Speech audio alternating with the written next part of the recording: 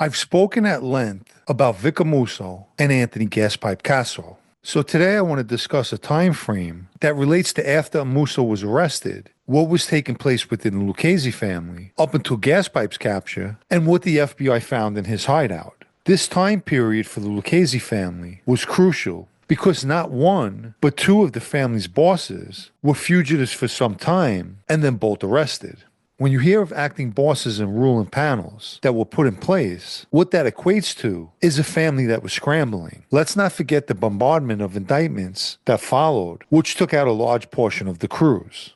Official records have Gaspipe becoming a fugitive on March 7, 1990, and obviously the same goes for Musso. And the date makes sense, as it was weeks before they were both to be indicted for the Windows case. I believe the indictment was handed down on either May 30th or the 31st of 1990. By July of 1991, Musso was captured in Scranton, Pennsylvania, and at the time, little did he know, his friend and former underboss Gaspipe played him dirty. By now, most of us are aware that Gaspipe had a hidden agenda, one where he wanted to call all the shots and run the family. I had read somewhere that at the point of Musso's arrest, Gaspipe was made the acting boss. Personally, I've never heard of this, but that's not to say it wasn't the case. Even prior to Musso being captured, Gaspipe was running a collateral group of Lucchese members, as well as sending messages with orders of what he wanted taken care of, including murders. Musso, strangely enough, was none the wiser.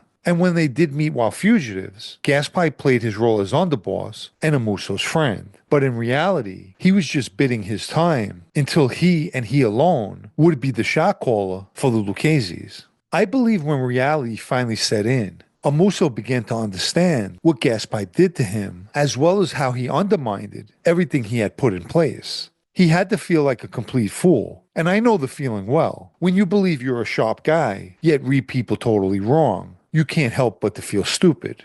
You see, in that life, you have to be able to read people, take their temperature, and get a good idea of who they are. Of course, you feel and know that you can trust your inner circle, so when you get sideswiped by one of your own, it's that much worse. It's truly a tough life to navigate, and if you're not always on your toes, things can go terribly wrong quickly. So the FBI nails Musso in July 1991. It's a feather in their cap. Think about it. They captured a fugitive boss. Nonetheless, Gaspipe, the family's underboss, was still at large. In November 1992, Georgie Zappola, a close ally to Gaspipe, was indicted on a racketeering case, one that also included Gaspipe. And like his fugitive underboss, Zappola decided to lam it as well. The FBI believed that Gaspipe and Frankie Lastarino, who was a member of the panel running the family's day-to-day operations, the FBI's belief was they were jointly harboring Zappola. So on December 7, 1992, an application for a wiretap to be placed on two cell phones used by Lastarino was filed and ultimately granted. Lastarino's cell phones showed he was in constant contact with Gaspipe and Zappola, who were both fugitives. The order for the wiretap was actually issued on January 13, 1993. That investigation would also compile information by means of pen registers, which track phone numbers dialed from a specific phone line, and also toll records. The majority of the incoming calls to a phone Gaspipe was using came from Brooklyn and Long Island, calls that were later traced to a cell phone tower near Mount Olive in Morris County, New Jersey. On January 19, 1993, at 11 a.m., 24 FBI agents surrounded 79 Waterloo Road in Bud Lake, New Jersey, a house that sat back about 75 feet from the main road and was 100 yards from its nearest neighbor. The agents pounded on the door and announced themselves, but Gaspipe never answered. Consequently, the agents used a battering ram and broke the front door down. Once inside the house, Gaspipe appeared on an upper landing and told the agents that he did hear them banging. At the time, he was only wrapped in a towel and changed his appearance a little bit by growing a mustache and wearing glasses. He ultimately surrendered without incident.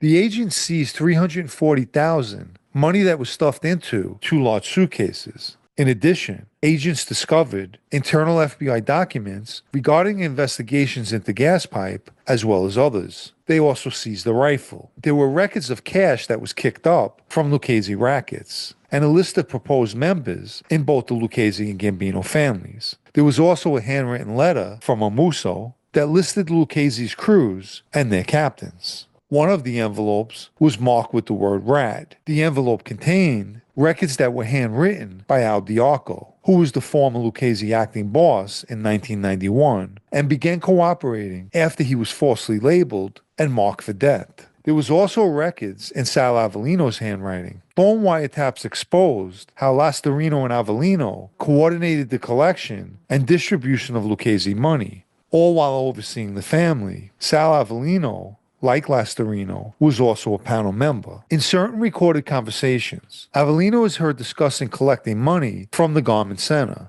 He was also recorded speaking with Gaspipe about Lucchese business, such as the collection and transfer of money, payments made to lawyers for Lucchese members under indictment, and it was on this particular call that Gaspipe instructed Lastarino to no longer funnel any Lucchese money to Vic's brother Bobby and Musso, but instead the money should be given to him. During another call between Lastarino and Gaspipe, there's mention of extortion money regarding Northbury Concrete. The principal owner of the company, Joe Martinelli, years earlier, had fell behind on kick-up payments to the Lucchese family. Gaspipe passed the order to Lucchese Captain Pete Chiodo that he wanted Martinelli hit. One afternoon, Chiodo had Martinelli in the car, sitting in the passenger seat, with Mikey DeSantis in the back seat. At some point, Chiodo pulled over, pointed a pistol at Martinelli, and went to squeeze the trigger a few times. However, his pistol malfunctioned because the clip wasn't inserted correctly. Chiodo, realizing the awkward position he was now in, explained to Martinelli that it was only a prank. So I'm sure when Martinelli went home, his underwear was replete with shit and piss. And by the way, immediately after the incident, Martinelli put $60,000 in an envelope and handed it into the Lucchese's. If you haven't liked this video yet, please take a second and do, as it helps with YouTube's algorithm. Also, if anyone would like to show their appreciation for videos like this, or more crucially, help me to continue making them, you can do so by donating with the Super Thanks icon down below, or through the PayPal Cash App links in the video's description. In the end, Gaspipe decided to cooperate, but despite that decision, the government decided not to use him as a witness. And as far as witnesses go, Gaspipe's not a guy you want sitting in front of a jury. Over the course of time, he also had his cooperation agreement ripped up. In order to get that agreement, he had to plead guilty to numerous crimes, and subsequently was sentenced to 455 years. Gaspipe wound up dying of pandemic-related illnesses on December 15, 2020.